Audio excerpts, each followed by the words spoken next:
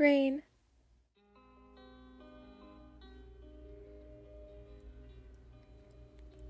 You looked at the window beside you. You sat in your last period with Kora-sensei. It was only a few more minutes before the bell would ring, and it would indicate that you could go home to your loving bed. On your right, Karma sat beside you, and he was listening to the lecture, which was rare. Well, at the naked eye, it would seem like he wasn't, since he still had that deadpan face of his. If you were really this close to him, and you knew him enough, you would be able to tell. You tried to listen, but your head kept turning to the window, even with the scenery already stuck in your head. Sometimes the sky and the grass were too bright. That's why you would keep looking out. Today was different. The skies were gray, and the usual bright scenery was dull. It was probably going to rain, and it did. Droplets were hitting the window slowly. You still didn't stop staring at the window, wrapped in your own thoughts. You were wondering whether you remembered to put your umbrella in your bag if the weather had forecast, so that there was going to be a chance of shower. In the afternoon, you took all your clothes that you'd washed inside. It would be a great problem if you forgot to take them inside. You would need to start all over again. You were trying to save up money for emergencies. Your mom was barely home. You wouldn't see her for weeks and weeks on end, and it was really random when she would suddenly appear in your house. She was a workaholic ever since your father left you. You snapped out of your thoughts to see the rain starting to hit the window stronger. You remembered when you were little and your parents would go to the rooftop to just play in the rain. One of you would get sick after doing so, but you never stopped. You were unconsciously smiling and just got the idea to walk in the rain back home. You wouldn't get sick, probably, and you would take your clothes out since you were the one who washed them. You had a waterproof bag because you really hated the chance of getting your books wet in a storm.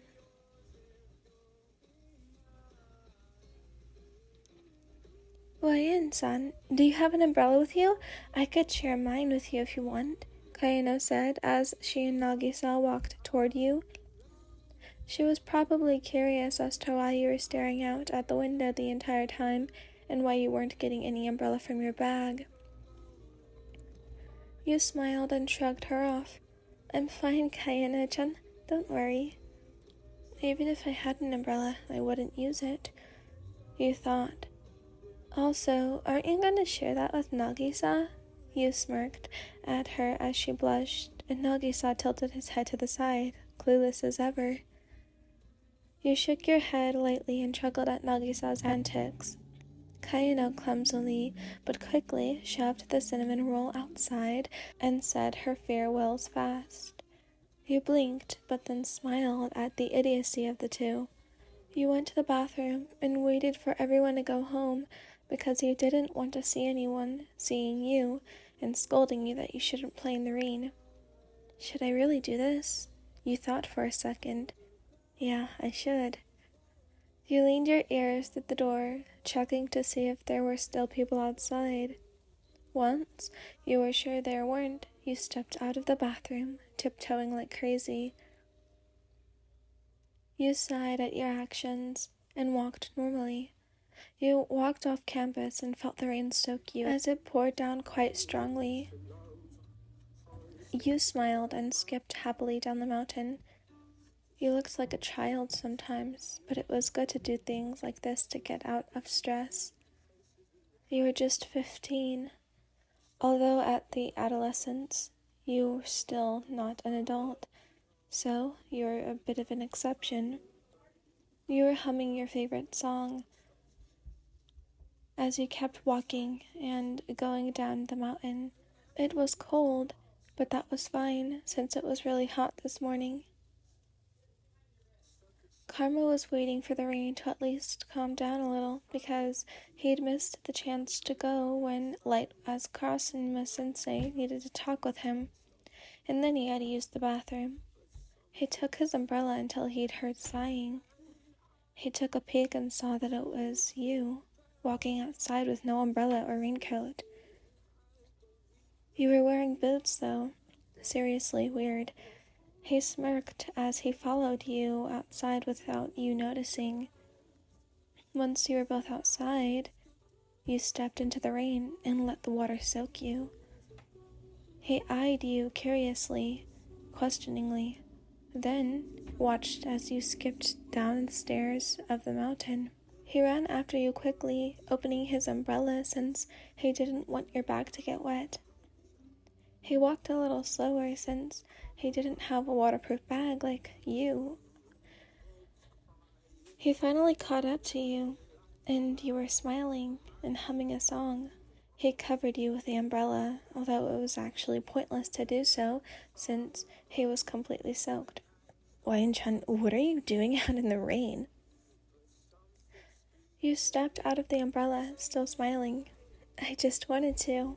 You continued to walk down the mountain, skipping and humming your song. He blinked at you, but he quickly went to catch up with you. He took off his blazer. Then he put it around you, although he was sure it would get wet sooner or later. At least it was black. You looked at him in sudden confusion while he just smirked at you. Favorite color, huh? You blushed and started to hit him. He stuck out his tongue. Wouldn't want any other guy seeing that. You blushed even darker and tried to run away from him. It looked weird to any other person who was passing by you, but still. He had an umbrella for you too, but a girl was beside him, walking with just boots on, even having her bag with her. He didn't care because he was sure you just wanted to play in the rain, feeling nostalgic or whatever, and you wouldn't let him carry your bag because that was just the kind of person you were. He was supposed to take the train by school, but he accompanied you home first. You definitely refused and tried to shake him off as much as you could, but he was successful in taking you home. You were out of breath when you got home, and he laughed at you. He didn't know why he did that. Maybe you had a virus because this wasn't like him. He shook his head and went home.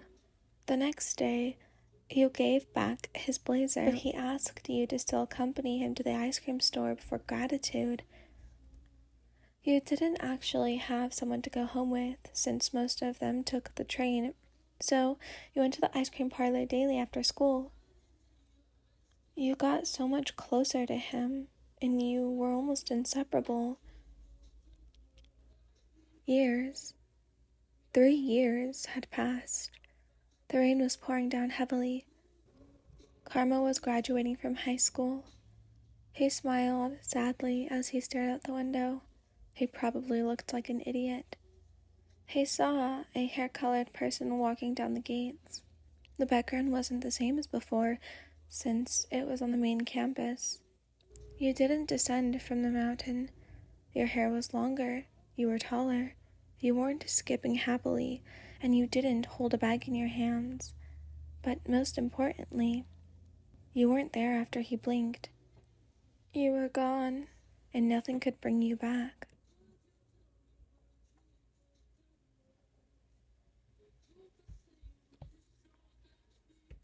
Oh my god, no! This did not happen. What the flip, author-chan? I'm gonna read this little, author note, okay? So Karma says, first you killed me, now you kill YN. You seriously have a future in murdering author. No, I don't. It's just the drama. Speaking of drama, do you know about the recent drama in the beauty community or not? And then Karma's like, we're talking about anime here. Author, fine. Then promise never let anyone, although it's kind of a little bit late.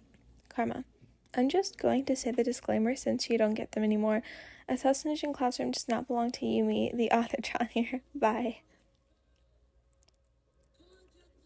I'm going to go cry now. Absolutely, what the hell?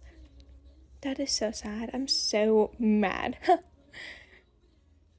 Please go give the author kudos in the comments. In the comments. And, in the on Wattpad. Everything will be in the description. Yeah, okay. Have a good evening, have a good morning, have a good afternoon, whatever you are, and I will see you guys later today or tomorrow, probably later today because I am bored. Now, goodbye everyone.